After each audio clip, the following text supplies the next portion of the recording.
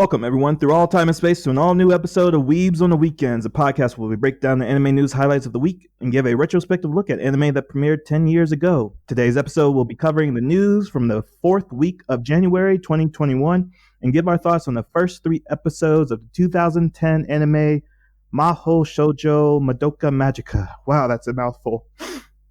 So, my name is Jay Johnson. I'm a part-time weeb and full-time English language sensei, and with me, as always, is my co-host Sam Martinez. So, part-time weeb and full-time automail mechanic, Sam. So, I have to apologize to you because I issued you a unfair recommendation of Redo the Healer last episode, and I have to apologize because that series went somewhere I was not expecting, and it is hardcore seinen, for an older, mature audience, and it does not shy away from graphic violence, sexual violence specifically. So, you watched episode 2. Have you gotten to episode 3 yet? I am caught up, and that was one thing that was a bit surprising because when you had spoken to me last time, you akined it to Goblin Slayer, and Goblin Slayer it doesn't shy away from it, but it gives you enough to realize how hyper violent the world is. In a sense, comparing Goblin Slayer and this series to say horror nowadays versus Alfred Hitchcock. When Alfred Hitchcock did it, he did just enough to where you could fill in the gaps on your own. You don't necessarily have to see it, but you know what happened. Whereas nowadays, they in horror films they sit and watch the event takes place, and with Redo of the Healer, you realize they do showcase this poor healer's plight and how he was mistreated, but they showcase it like they you sit and watch it. It's not just inferred, and that's where a bit of the cringe comes from and the mature rating that it rightly deserves. Yeah, so I only recommended it off of the first episode because of how it kind of subverts the genre, and we talk about deconstructions later on with our anime review of this episode. But yeah, the first episode is basically standard fare, but it does open with like a half naked girl, so you're kind of getting, oh, okay, so there's going to be some adult themes in it. But again, the direction that it takes does have Goblin Slayer-esque violence, but Goblin Slayer kind of just sets us up in that first episode. Every single episode of Redo the Healer is all that goblin sexual assault death scene, just repeated over and over again. So you do get a sense of why this character is justified in seeking out their violence every single episode. You get re-established with why their sense of vengeance or violence is necessary for the world. And even though he may not fit into the archetype of the character, it's not an isekai or anything. It's just a fantasy story, a dark fantasy story. But you get that he's a dark hero because he's going through saving the world, but through this intense sense of violence that kind of reminds me of Arya Stark. If you know anything about Game of Thrones, Sam, is that Oh, I remember Arya. I would say I would agree with you there a little bit, and in a sense of yeah, because she goes off and she learns how to fight, which it was a bit interesting because with her father knew with wait for those who aren't familiar with Game of Thrones, when because she's a woman and she's a noble, they don't when she was growing up they didn't teach women how to fight, but because of her propensity to how physical she was, her father had egged it on without condoning it. I guess is what I'm trying to say. Is it's like he acted like he didn't know about it, but he did suggest it. And when she wanted to get revenge, she went and she sought help to sort of hone her skills so that she can become more effective in completing that revenge. I would say though, like with this character, instead of it's kind of weird because he is relying on his own experiences instead of he is sort of his own outside source of help in that regard. Whereas Right. Arya, she needed to go to a physical person, a different school of thought to learn. Whereas with him, he is sort of his own teacher. Right. Yeah. So again, like the whole original concept of why I recommended to you is that he's a healer, but his power is somewhat of gaining resources or getting experiences through the people he's interacting with or the people that he's healing, because he basically heals them but also steals their experience as well as their skill set. And then the series starts off with him rewinding time to an earlier point where he hasn't become who he would be.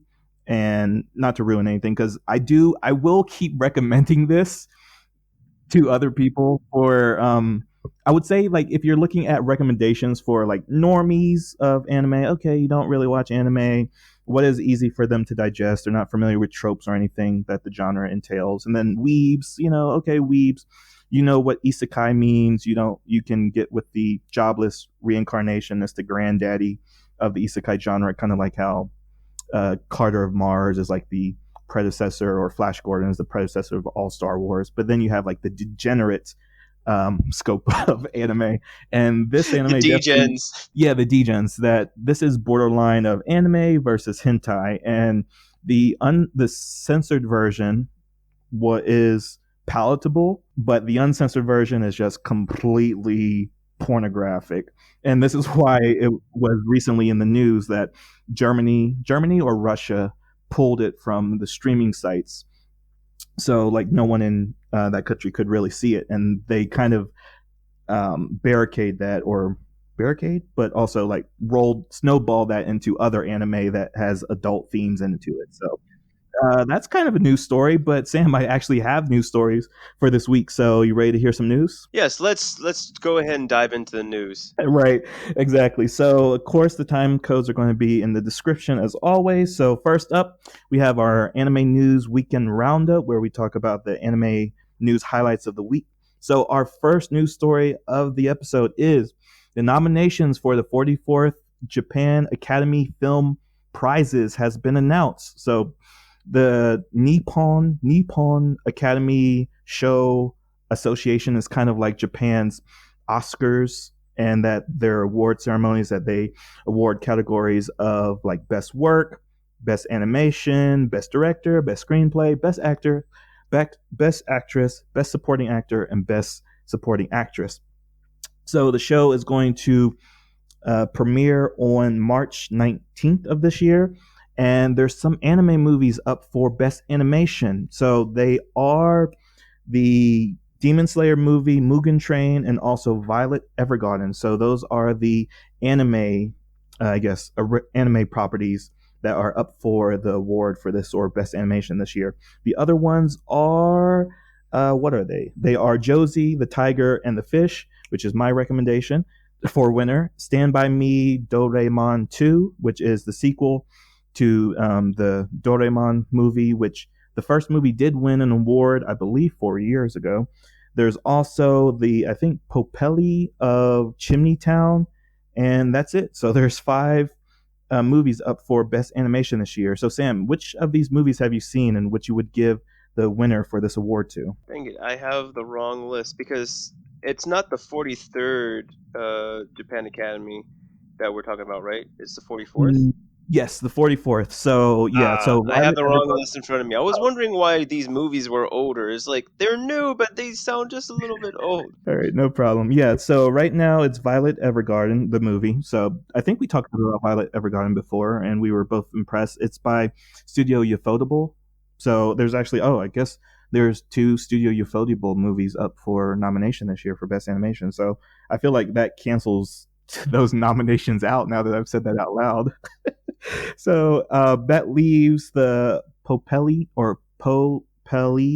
the Chimney Town, which again, none of these movies are really streaming outside of Japan. I've been blessed or had the opportunity to watch all of these. So I would say that Josie, the Tiger, and the Fish is what my recommendation for the winner would be, because there is a history of the Academy, or at least these Academy Awards, that they give these to like these very touching, heartwarming stories. Last year was Weathering with You by Makoto Shinkai. The year prior was Mirai by how do you pronounce his name? Morui Hasodo, the guy that does Summer Wars. And then the previous year, 2017, was Night is Short, Walk One Girl, which is the sequel to Tatami Galaxy, which we talked about a lot of episodes ago. So um, They there is finally came out with a sequel. Good on them. it's a spiritual sequel, so it's not a sequel, but yeah. So there is this like kind of prestige to these stories that are like boy meets girl. They have a somewhat romance. So that's kind of what Josie the Tiger and the Fish is about. So all these are like world class or top tier S tier animations. I mean, Studio Ufotable has 2 nominations, like we just said, but I'm giving it to Josie and the Tiger for those 2 reasons, but also because of the director. Let me not try to butcher his name, but his name is Kotaro Mamura, and he's the episode director of a lot of anime that we know and never really heard of him because a lot of episode directors really don't get the spotlight like the series directors. So he's done episodes in Full Metal Alchemist Brotherhood. He's done episodes in Bokuno. It's the anime that you love. Oh, Bakuno. Yeah. Bakuno. Thank you, Bakuno. Yeah.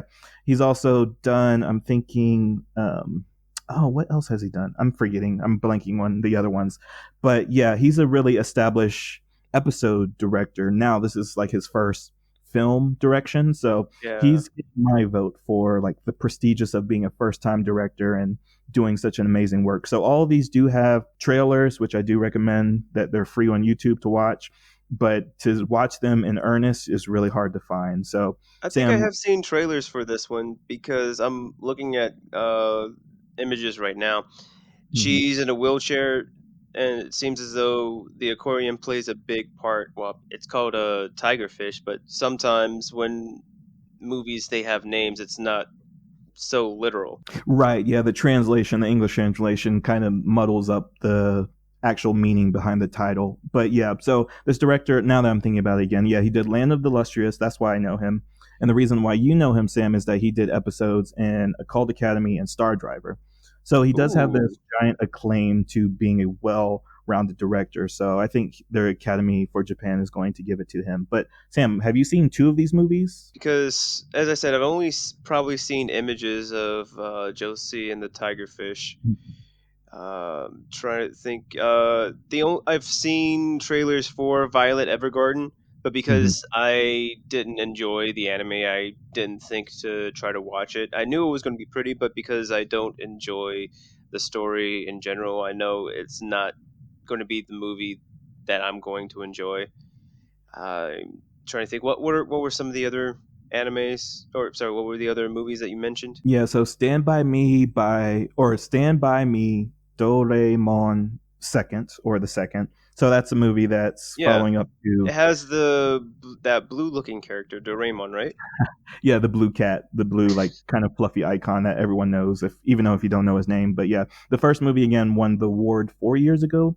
So that is like in contention because the Academy usually doesn't like to give like repeats because it's like best in animation. Yeah. So if it's the same animation or the same sequel movie, then they're like less inclined to give it to it. But yeah, you haven't seen Demon Slayer Mugen Train, right? No, I want to. They haven't brought it out here stateside yet, so I'm a little bit miffed. But I'm looking at the images for Stand By Me right now, and it looks pretty interesting because it's like they took the CGI 3D approach, like what Peanuts did with their movie, I think 3 or 4 years ago. So I would be interested in seeing that if I had watched the first one. Yeah, exactly. So I mean, yeah, so it's like the animation is always on point with all these recommendations or these nominations. So I'm not surprised that that did make it on the list because it's again, you never talk about things that are pioneering. It's always talking about perfection in the art form. So Yeah. all these are good. I mean, for the popularity that Demon Slayer Mugen Train got over the past, couple of months, given that it came out and was, like really the first movie Japanese people saw in theaters this year because the quarantine regulations got opened up and it like outshine. I believe it took the number 1 spot from Spirited Away like a couple of weeks ago, but Yeah, so it's rightfully so, even though like no one really expected, like people in the anime community don't really expect anime movies to get recognition like this, but I'm glad that these two movies, Violet Evergarden and Demon Slayer, did. So on to our next news story. This is concerning Megalobox, and I know this you're a fan of the Ooh, series, so yes. this is a Sam targeted news story. So yeah, season 2 of Megalobox is set to premiere in April 2021. So this year, for the spring season of 2021, it has the subtitle of Nomad. So the first season of Megalobox came out in 2018 for a 13 That it did. episode run, which you can view everywhere on Netflix, on Hulu, Funimation now, and Crunchyroll. And what came out recently was like all the news about the cast, the returning voice actors. It came out with the PV, so you see Joe, and some time has passed since the first season has concluded. And of course, this is an adaptation of the manga Arita no Joe, because Joe is the name of the title character. So Boxing Joe. yeah, Boxing Joe. Thank you. I was like, what is that Japanese for? Yeah, but Boxing Joe. Yeah. So Sam, are you looking forward to season 2 of Megalobox? I am. It's making me want to go back and rewatch the first one because I remember the climax for the first one. It was so good. It was so well done. And at the end of it, you would think that things went well. And I saw a little bit of the PV. It has quote unquote gearless Joe. He's wearing gears for some reason. And as you said, some time has passed. So he seems a little bit older. He let his facial hair grow. He's still with the trainer that he had a tumultuous relationship with the previous season. The thing that's a bit disconcerting though, because with the way that the first season ended, you think that he's well better off from where the season started. And however, with the promo, it showed that he was back at the same spot he was at the beginning, or a little bit lower than that. And because they also call him nomad for some reason, so maybe he's just traveling around instead of staying in that same city that he was for the original boxing tournament. So I'm really excited for it. What about you? What were your thoughts? Because you ended up watching the show too, didn't you? Or you just sat and let me talk to you about it? Oh well, I watched it after you recommended it so highly. So it does have an interesting aesthetic to it. So it's something that I'm actually unfamiliar with, but I would say like if you're looking for similar how it's being animated, it looks like it's on the kind of animation style that Cowboy Bebop was done in. So whatever that style is, it has like that hard grain to it that you Yeah, see like it is very the similar. mistakes. Yeah, to the mistakes that the mangaka would do in the comic, or sorry, in the manga. So I actually have to go back and actually look at how Megalobox is animated from the studio. But yeah, I'm way interested in the story because it didn't really come up when we talked about fight scenes when we did the episode about Katana Gatari about like good fight scenes. I brought up Hawks versus Ippo, or no, it was Hawks versus Temurai, Tomorrow, and yeah. yeah, and Hajime no Ippo, and that was kind of my standard of what is good boxing in animation. But man, the Megalobox boxing, or the boxing in Megalobox, is so outstanding and beautiful that you just have to enjoy and get invested in the execution of Joe's story and like his.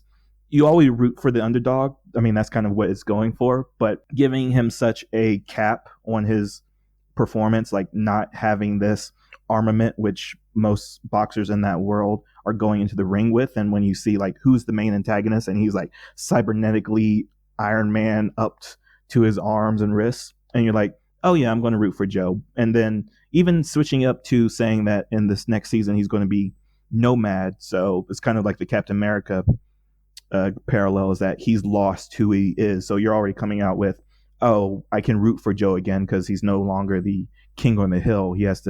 He's fallen in grace, or he's fallen in grace, however you He's say that. falling from grace. Yeah, he's fallen from grace. So I'm looking forward to this season. Yeah, but yeah, that's how I feel about it. So next news I story. get So knocked down, but I get up again.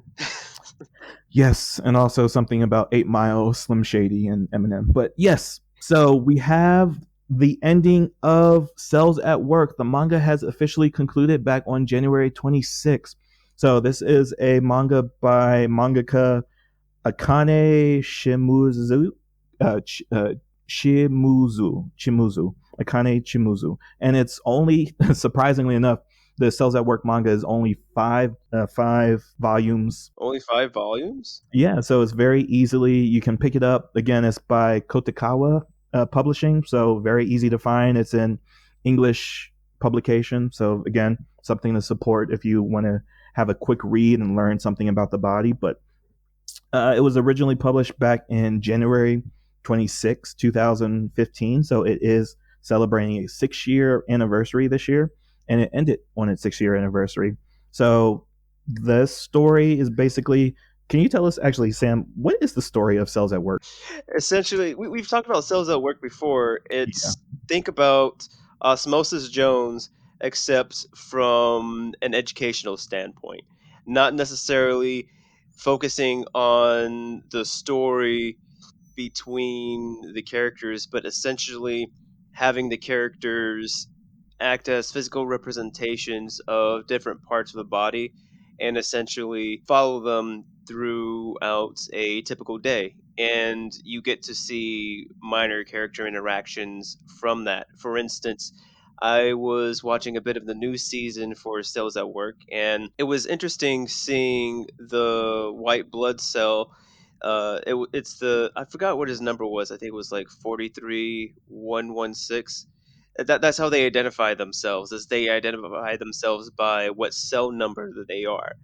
And in the beginning of the show, he was sort of stoic and cold, just all strictly about the book and not necessarily about interacting with the cells that he works with, with the cells that he protects.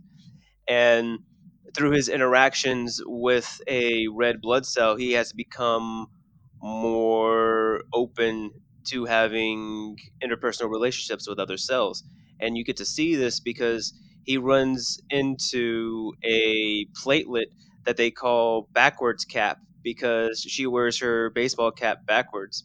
And he starts to have a cute little relationship with her because she's not the best at what she does, so she's training so that she can do better for her group. And it's just very interesting seeing this once staunch stoic character inwardly cheer her on and does his best to support her so that she can do her best because he grew to the point where he can appreciate other people doing the best with what they can. And again, it's more or less like a slice of life. This is what happens.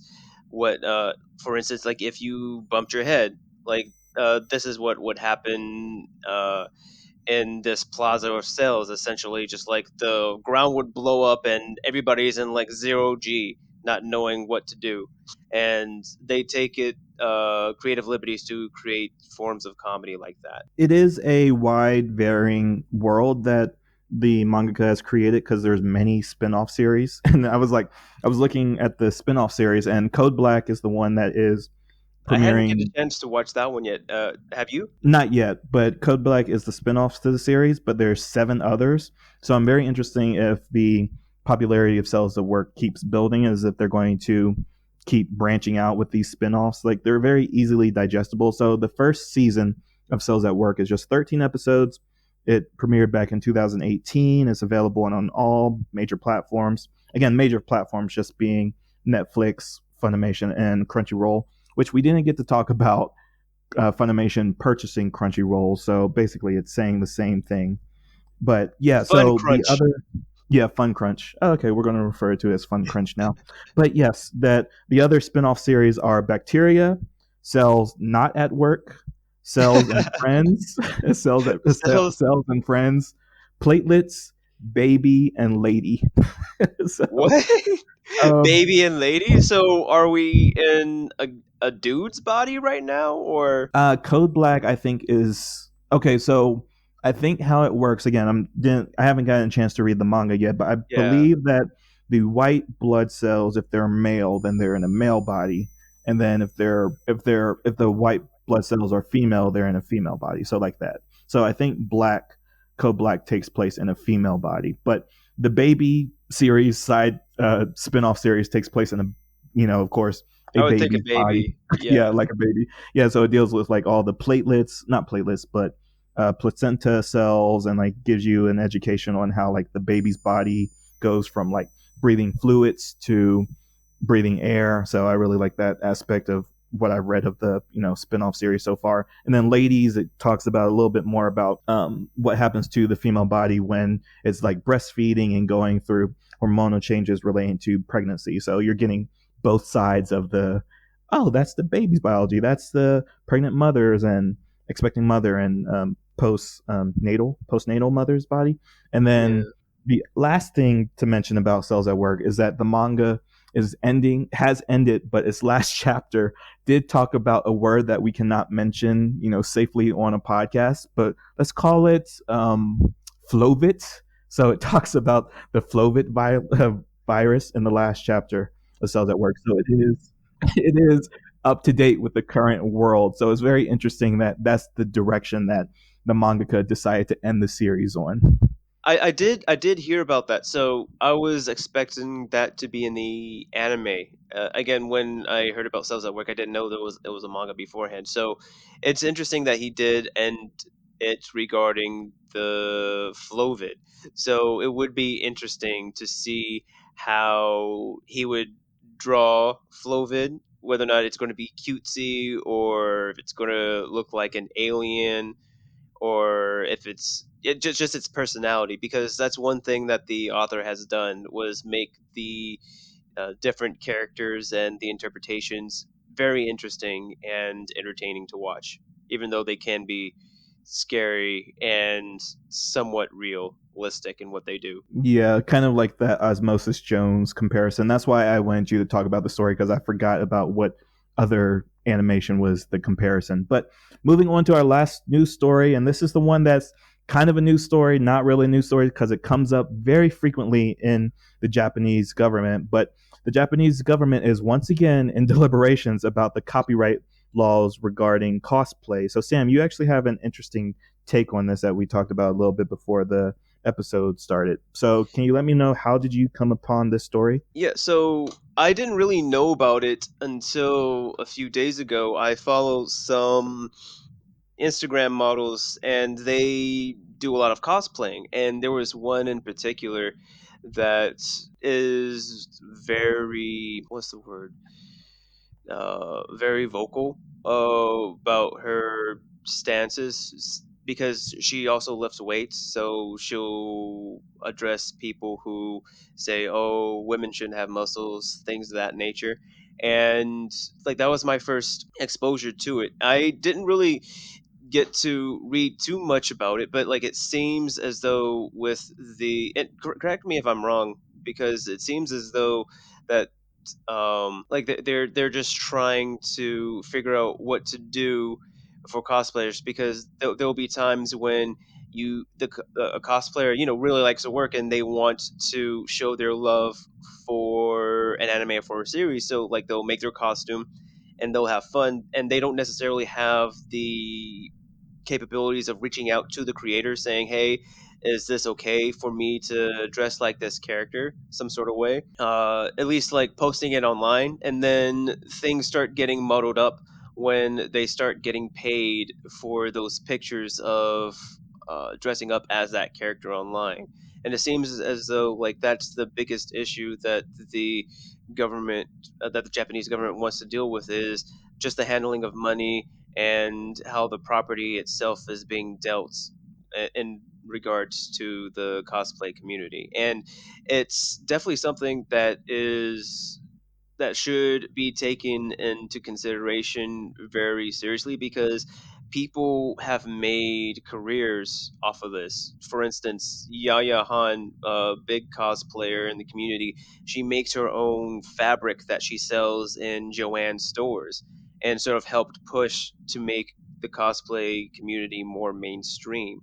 So if they start to do some sort of tax or something like that, it's going to affect a lot of people. Right. The one thing I wanted to bring up to this, discussion, because I'm very invested in this, because it kind of parallels what's going on in the United States right now, is that there is a bill on the floor right now about constricting, or putting strict regulations on the use of OnlyFans. And that is a right, because because the situation is that there are a lot of people on OnlyFans getting so much money off of, it's somewhat of a Patreon, not to talk about how, OnlyFans actually works, and like all the, um, No, not scandalous, but, that's you know, essentially what it is. It's like you pay so much and I give you so much. It just like with OnlyFans, it's in regards to the pictures and the other things that they sell on OnlyFans. right. So it is setting a dangerous precedence if the government decides to say, oh, you're only allowed to make money like this certain kind of way that kind of consigns with our certain social expectations of people. And that's the same way that Twitch functions. If you know anything about how streaming works, is that you don't actually own video games. If you ever look at those old FBI warnings in front of videos, like you don't have the right to Yeah, distribute copy and or distribute this property. right. And video games have that same thing. And the reason that the video game industry has looked the other way is that they have decided that it's better for our property, is that we allow streamers to show our games to, Because their audience, because it's gonna make other people want to go out and buy it. Essentially, exactly, like that. exactly. That's And why I that's watch playthroughs on YouTube. It's like, do I want this game? Okay, I'm gonna go and buy it. If I don't want this game, I don't. So and that's why cosplaying has kind of fallen into that same category, because the creators of properties see like, oh, they're showing off our characters, so, and they're like getting interpretations of it, and they're making people want to pursue our properties in earnest and become fans. That's just part of fandom, to have people dress up as our character. So that's not, again, this is not really a news story until it's actually a bill or is actually a mandate. But it's really interesting that it did have Councilman Yamada, who is a spokesperson for the Party for the Freedom of Expression of Speech. And he said essentially, oh, well, I have the quote here, but he okay. said, it is possible to maintain an ecosystem that benefits both copyright holders and cosplayers fairly. And that's just the situation of how it's always been. So he's basically making a statement of keep things as they are, or he's saying the obvious, is that this has always been the relationship, and the government is trying to interfere with something that has been working for a long time and will negatively impact a giant part of what makes Japan attractable to foreigners obsolete, essentially. So if foreigners can't legally participate in cosplay subculture, then that's a detriment to the historic context of anime or cosplay in general. So very interesting. So we'll actually keep our eye on this. But yeah, that's our last news story of the week, Sam. So moving on into our anime review, our 10-year review of Madoka Magica. Not going to say the very long name again, but it's basically Magical Girl Madoka Magica. And Sam, this is your pick.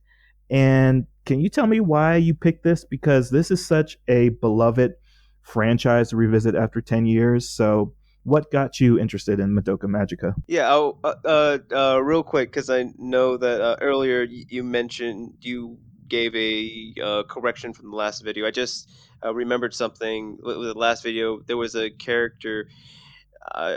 She was the ninja buddy cop for Wolverine. I said that she was Lady Deathstrike. Afterwards, I realized that she is not Lady Deathstrike, but she is an actual character, and she is a badass ninja. So she is a thing. Just wanted to, you know, show transparency and have our listeners know that when we do, just promote honesty and things of that nature. But on to your question, right? So the reason why I chose this anime, because when it first came out, when we were in school, I had watched it with the anime club that I was a part of, and it was interesting in the sense of it was very much like the Twilight Zone or Hulu's original show, The Booth at the End, or the movie The Box, in the sense of it was a monkey's paw type tale. I never watched a magical girl show before Madoka. I think I might have been exposed to card captors a little bit, but most magical girl animes were off putting to me. But for some reason, I was able to digest the show, and because I was able to do it, I enjoyed it very, very much. And because of its influence, as you said, it was held in high regard. I wanted to bring it to attention. We'll bring it to our attention, at least give it its 10-year review. What about you, Jay? Did you watch it before? Was this your first exposure to it? What was your first exposure to Madoka Magica? Yeah, so in the same vein as you, is that this, again, coming out 10 years ago is a very bad time for us because we were in like the midst of getting like kind of advancing our anime viewing styles, because like you go through these phases of being a weeb, and 10 years ago is kind of like right on the precipice of, oh, I'm finding people that actually watch anime like I watch anime, and I can become friends with these people, and oh my gosh, that is so cringe, dude, don't do that, you're bringing a bad name for anime watchers. But yeah, so Madoka is a it falls in that deconstruction area that we've seen a lot of in the past 10 years. So again, that's what's like, this is like really the perfect series to review after 10 years, because like so many deconstruction animes have come out. So like if you look at Konosuba comes to mind, Daily Life of High School Boys. Most recently that broke down the magical girl genre was Recreators back in 2017. But That what my was that first was that was a good deconstruction, but I didn't think about it as magical girls. Now I have a reason to go back and watch it again. good, yeah, because like Recreators, whoa, like A+ anime that year. But that was also the year of Made in Abyss, I think. So I think that's kind of what took it away from Recreators for me. Because Recreators, sorry, not to brag about, but Recreators highly recommend it. But yeah, my experience of Madoka Magica is ruined because you it's the anime that weebs will always say, "Oh, you got to watch this anime," and they immediately spoil it when they talk about it, because they're like, "Oh, the spoiler is so good. The Darth Vader is twist, Luke's it's great. father." Yeah, I was like, okay, thanks for ruining it for me. But yeah, so I never actually saw the full episode, and I've always lived in fear of the third episode of the Why? series for that reason, because I knew what happens in it, and I'm so turned off from violence. I get like a visual response, and I got a visceral response when I watched it this time. So just watching the first three episodes, I see the hype. I would see that in our scale of sus and expect, I'm expecting the rest of the series, because it's a very decent 3 episode breakdown. So we have, well, to talk about, well, actually, Sam, you tell me about the 3 episodes. Yeah, it's your pick. It's your pick. It's your pick. Thank you, Jay. I just want to let me talk a little bit about the anime. So, um, Madoka Magica, it was made by Magica Quartet, which was a artist collective with Kiyuki Shinbo, who was the screenwriter, who was the director, the screenwriter Jen Urobuchi, and the original character design is Ume Aiko, and it was animated by the production studio known as Shaft, not the '70s gumshoe CIA detective, but the company that had made Sayonara Setsubo Sensei, Bako Monogatari, Nisekoi, and March Comes In Like a Lion. And essentially, the synopsis of the anime is the main character, Madoka Kaname and Sayaka Miki. They're high school girls, and they're living their life until they encounter a cat-like magical familiar known as Kyubey, and a new student transfers known as Hamura Akemi. and Kyubey offers them a proposition that he would grant any one of their wishes in exchange. They will become a magical girl, gaining enough power to fulfill their dreams. However, the new transfer student turns out that she's a magical girl herself, and she is doing her best to dissuade both Madoka and Sayaka from becoming a magical girl. And that's essentially just the premise of the show. We won't go into spoilers, but know that there is a turn in episode 3 that definitely shifts the perspective of the show, and it is available on Hulu. Just talk a little bit about the acclaim that you had mentioned earlier with some of the people, because just highlighting the deconstruction of it and how popular it was. Some reviewers have this anime in high regard. For instance, there's this journalist known as Matt Kamen, who wrote in the published work known as Neo. He said, "Quote: With its daring approach to a dated genre, Puella Madoka Magica essentially does for magical girls what Neon Genesis Evangelion did for giant robots." Even another person, Michael Pimento, from the work known as Bloody Disgusting, he says that the series should be praised for offering a unique, grim twist that not only seeps the show in despair, but subverts the subgenre, and concluding that it's one of the best works of anime horror, presenting characters that must strive to find hope through profound darkness. So I know that you mentioned that the violence is off putting for you, but you are a horror fan or a horror aficionado. And from what you have seen, did Madoka do anything new in terms of horror that you haven't seen? Or is there anything that you can say in regards to the horror aspect of the 3 episodes that you have seen? I hate all those reviews that you just you just read off because it fundamentally destroys your perception of what Madoka is, and it's because the whole thing about Madoka is that it's a subversion that you weren't expecting. I mean, if you look at Studio Chef's kind of resume beforehand, and even like the first trailers of Madoka Magica, it just sells it as a card capture Sakura clone because they're known for like doing like moe kind Oh, of so smarmy star. even before it started showing, like they were just hyping it up as it's a new magical cutesy girl anime. Come and watch it. Come have fun. Exactly. So just by like, I know Blade Oh, Disgusting. that was mean. That was mean. So you probably have like these little girls sitting trying to watch Madoka, and they're like, "What?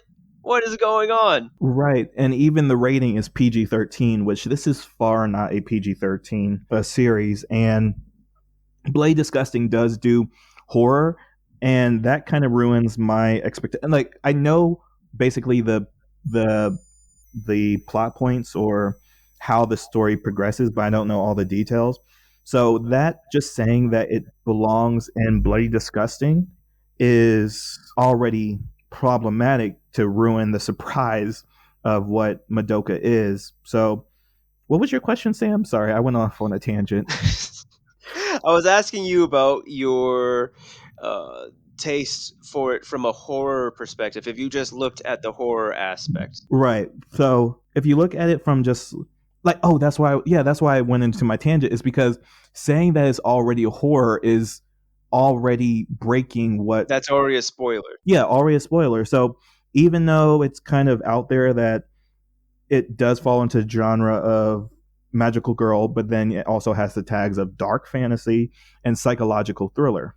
So if you're looking at how it does horror, it's very suspenseful in the vein of, oh, what's that movie where you get a ghost by having sex with people?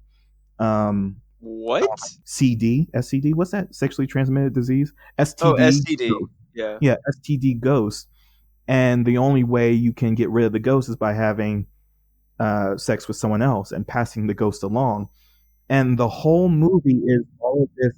suspense of a ghost just slowly creeping up on you. And that's what Madoka Magica is. It's like you don't know why you feel tense, but there's like moments. If you look at QB, who is just like this cute little animal familiar, but how it's designed is unnerving. So it has like ruby eyes. It kind of has like the standard cute animal mascot of the magical girl genre, but there Yeah. is something visually off putting. So in the first episode, the transfer student basically warns Madoka, don't become a magical girl. So there's already this weird hanging guillotine over the character. Is like, why would someone warn me about something that hasn't happened yet? And then in the same episode, we get like the QB, who's also is his name is very close to QB, which is Nine Tails, which is in Japanese lore Nine Tailed Fox, which is in folklore a demon. So you're like, Yes. huh, okay. Like even if you Yes. didn't know that, you know that looking at it in retrospect.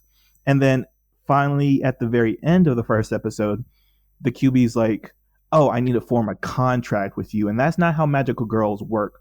So even in the first episode, if you know anything about magical girls, which I'm interested that you enjoyed this, even though it's a subversion or a deconstruction of the magical girl genre, that all these like little horror elements you don't really see until the third episode. Like, oh, this is what I'm in Yeah, for. when the turn happens. Okay. Right. Yeah. And even And before then, like the turn actually gets introduced before then because with all these witches, like the kind of other antagonists to the stories, you have these witches, but the first involvement with witches is that they're making people commit suicide. So it's like you're already getting this creeping dread in this cutesy girl frilly dress anime, but it's yeah, all everything's behind getting the set up. scenes. Right, yeah. So like the horror is just perfect. Okay. And it was interesting that you mentioned the way that Cube was drawn because as I was watching it, I felt like even though the show it started off trying to be cutesy and uplifting, I mean, even in the first few openings, you are introduced to the witches to a witch's labyrinth or a witch's domain, and it sort of just like gives you like that split-second shock of what to expect. It's like, but then it's like thrown off as a dream, and you dismiss it. But watching it, it's as though the way like the colors are, the tones, and even the drawings, even though the girls themselves they're positive and uplifting, there is a sort of darker subtext or an undertone, like you said, that they are trying to set up throughout the show to give you the groundwork to expect that not everything is as it seems. And uh, so I guess did you notice anything aside from the aesthetics and the well, no, no. You mentioned that there was things that you would know if you went in as a fan of magical girls that, and even in the first episode, that Madoka did differently. So, was there anything else aside from the contracts that jumped out to you and like this isn't magical girl, something's wrong? Yeah, the first thing, I mean, if you're looking at, so like you're a big fan of mecha. I'm not saying I'm a big fan of Magical Girl, Well, I mean, but you're at least acquainted with it. You're familiar. right, yeah. So like you can talk about like the standard fare of like Card Capture Sakura, like you said, and Sailor Moon, even like Sentai, Super Sentai, Hentai. like Kamen, yeah, is like just magical boy essentially. So like Yeah. you do get like all these tropes, and it's really interesting. Like if you're looking at a deconstruction, it only works if you actually know the tropes. That's why Deadpool would only have worked in 2016, I think it was released. After we got a bulk of the Marvel universe, cinematic universe, as well as with the DC movies, is that when Deadpool breaks the fourth wall, making in jokes about things that we as audience viewers know because it's standard for the superhero genre, it makes sense. But the things that like work with magical girls, even from the 1960s, I think Sally the Witch was the first magical girl anime, which was back in 1960s. Same thing with how Astro Boy was like the first mecha anime back in the 1957, I think, when we talked about it in our mecha review episode. But yeah, so like there's a normal girl. So just talking about Sakura in Cardcaptor Sakura. Sakura, she's a normal girl, nothing special about her. She has a good group of friends. She's usually usually a middle school girl. Same thing with Madoka. They're middle school students. There is a cute animal they meet in Cardcaptor Sakura. It's Kiro. Kiro. He's a little cute plushy toy looking thing with a fuzzball and wings.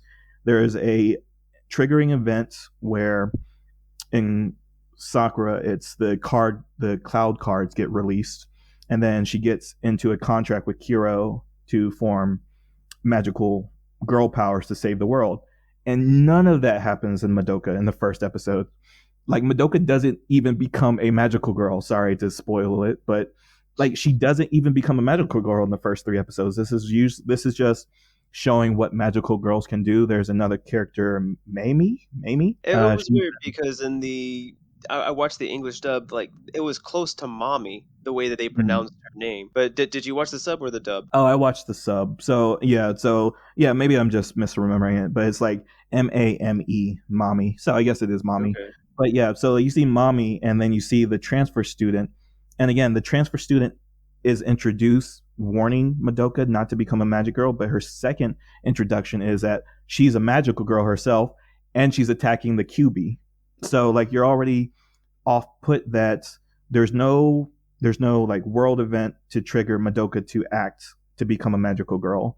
The cute animal character is getting attacked by another magical girl, and then also the I mean she is a normal average girl, so that kind of stands up. But also we don't know what the witches are yet, so there's no clear defining antagonist of the series yet. So how it deconstructs like off these first 3 episodes, it's a complete deconstruction of what we would have expected with the magical girl genre. That's one thing that would I'm glad that you mentioned that because in the first episode mommy, right, the second magical girl that Madoka is introduced to, she is uh, telling the girls to take their time to think about their wish because whatever they wish for, it's very impactful.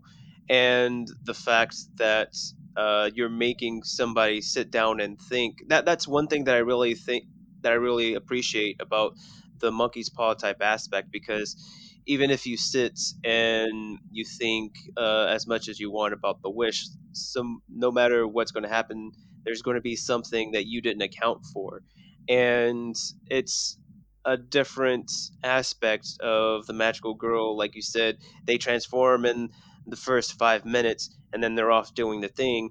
And when instead of having them transform the in the middle of the fray, right? You make them sit, think, and really wonder if they really want to do this. Try to sort of take it all in, make it a bit more realistic than fantastical that some of the other shows would normally have done. Was there any particular character or theme that stood out to you in these first 3 episodes?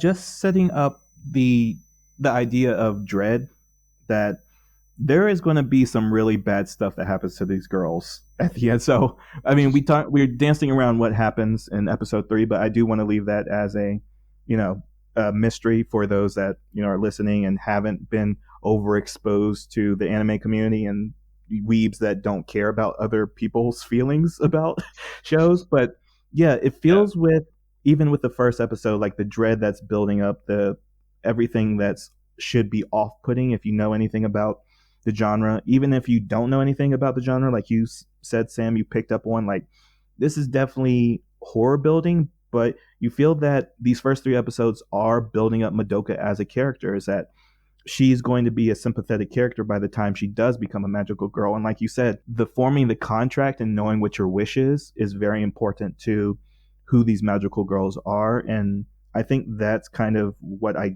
took away from these first 3 episodes, is that this is going to be a bad situation for them, and they're going to deserve it because they went into it fully kind of informed about it. So like the girl that's warning Madoka about not becoming magical magical girl and also attacking the creature that's trying to form these packs. So it's essentially the devil forming these packs. Like you have to give up something essentially, or you have to have an idea of what you want, and either he's going to trick them like a Bill Cipher kind of situation, or if you see any demon in like the Supernatural series, there's always like, oh, I'm actually going to. Oh no, you said it perfectly. It's a monkey paws scenario, and that's not what magical girls are about. Magical girls are like, oh no, there's Rita Repulsive and she's trying to take over the earth, so of course I'm She's going to stealing become a our Power Krispy Kreme Ranger. donuts. Yeah, of course I'm going to become a Power Ranger and fight for the good of all humanity. But this situation is like, no, for getting a power, you have to pay a price to get what you want. Oh, so maybe it's like the law of equivalent exchange in Full Metal Alchemist, is that just because you get powers so you can fulfill your wish doesn't mean you don't have to give up something. It's not just, oh yeah, I'm getting free superpowers for free. So that's what I'm getting away from the first three episodes. Again, I'm going to give the three episodes a pass. It's definitely, I'm going to expect the rest of the series. But after that third episode, I'm going to probably give this a break before I continue it, Before, because I feel like I don't think the girls are going to be like so dread filled, but I think it's going to get darker and darker and darker in real believable ways for how bright they presented Madoka and her friend. So, Sam, how about you? How are you feeling? no, I'm really expectant. I have seen the series in its entirety before, and watching it again, I do have a greater appreciation for it. And one quick question before we try to wrap things up. I just want to make sure if it's something that's common in Magical Girls too, because with Madoka, she seems really close to her parents, and they made her parents seem normal and very easy to talk to. Is that normal in most magical girl shows to have the main character have both of her parents and have both of her parents being supportive of her as well as each other? Again, that is something I'm very weary about, because that feels like a setup, like they're going to kill the parents, because that is very much not ever the case for any. That's like a thing that horror movies do. They always take out the parents because, of course, the parents would know how to deal with a horror situation. But now that magical girls kind of do the same thing, you kind of see that in Bleach, is that, well, if you don't know how like their parents get involved in the plot, but Yeah. most shonens do take out the parent character for like either motivational reasons. But with Madoka, they do take a time in the second episode to say like, oh, I'm talking to my dad, I'm talking to my mom, we have a good healthy relationship. That feels like a setup to tragedy. So no, that's very much not a part of. That's sad because I'm not gonna lie. I was starting to root for the parents. I don't remember what happened to them, but now that you said, it's like that's classic horror setup. It's like we're gonna butter you up with this good character doing wholesome stuff just to have something crazy happen. But no, just to answer the question earlier, I do expect it, and if I'm in the same boat as you, if I want to go back and rewatch it, I'm going to have to pace it out a little bit because it does get deep and dark in the trenches with the feels and the dark themes. All right, cool. So that's a expect from both of us. But you've already seen the series, but maybe with this episode, you've gotten a new like eye-opening experience with what the magical girl genre is. So that wraps up our 10-year review on Madoka Magica, or Maho Shoujo Madoka Magica, or also Porelli. Sorry, I saw Pirelli again. Puella. Oh, what's the second word? Is it shoujo also? But anyways, yeah. But it's Let me Magical Girl see. Madoka Magica. But yeah, Puella, Magi, or Magi. I don't know how people pronounce that word. I say Magi. yeah, just Magi. Yeah, so Maggie or Magi. Yeah. So before we close out this episode, you got anything to say? When a fox gives you a wish, soon you'll think life will be bliss. Unaware what comes for you, the bill is due.